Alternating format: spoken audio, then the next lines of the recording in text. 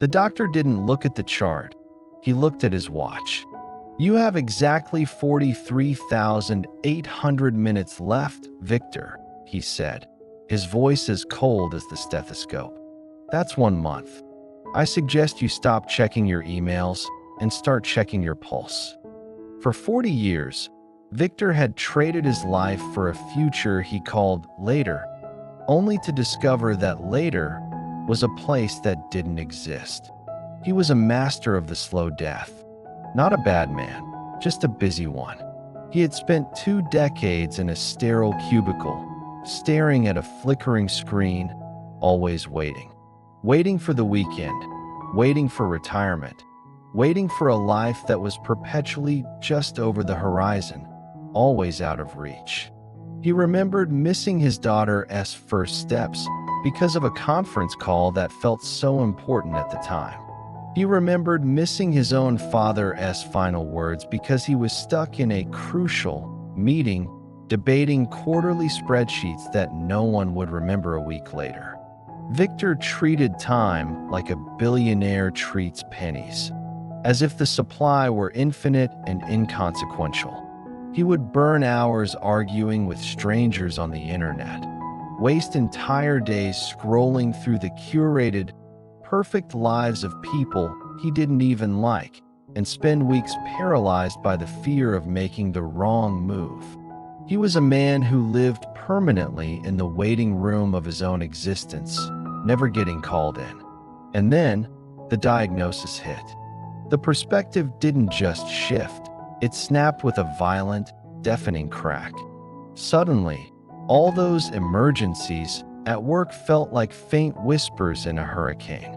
The expensive, gleaming car in his garage no longer looked like a symbol of success, but a monument to wasted hours. He finally understood that every single minute he had spent complaining was a minute he had stolen directly from his own happiness. So, what did Victor do with his final month? He didn't jet off to travel the world or chase adrenaline-fueled bucket list items. He spent it doing something much more profound. He spent it sitting on his front porch, simply feeling the warmth of the sun on his skin. He spent it listening, truly, deeply listening, to the sound of his wife's laughter, a melody he'd tuned out for years. He realized that the most valuable currency in the universe isn't gold or stocks or property.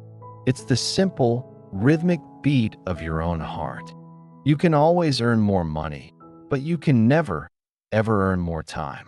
Victor died on a Tuesday morning, but he had lived more in those final 30 days than he had in the previous 30 years combined.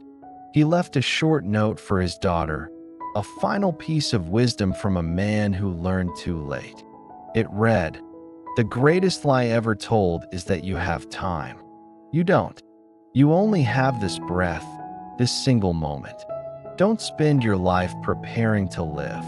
Live so that when the clock finally stops, you aren't left holding a handful of empty somedays." This story isn't just about Victor. It's about all of us. We are all born with a finite bank account of seconds, and that account is being withdrawn from every single moment, whether we're paying attention or not. The real question isn't how much time you have left. It's how much of your time is actually yours. How much of it are you truly living? Stop waiting for the perfect moment to start. That perfect moment is a myth. This moment, right here, right now, is all you have. It's already here, and it's already leaving. Don't let it go. Thanks for watching.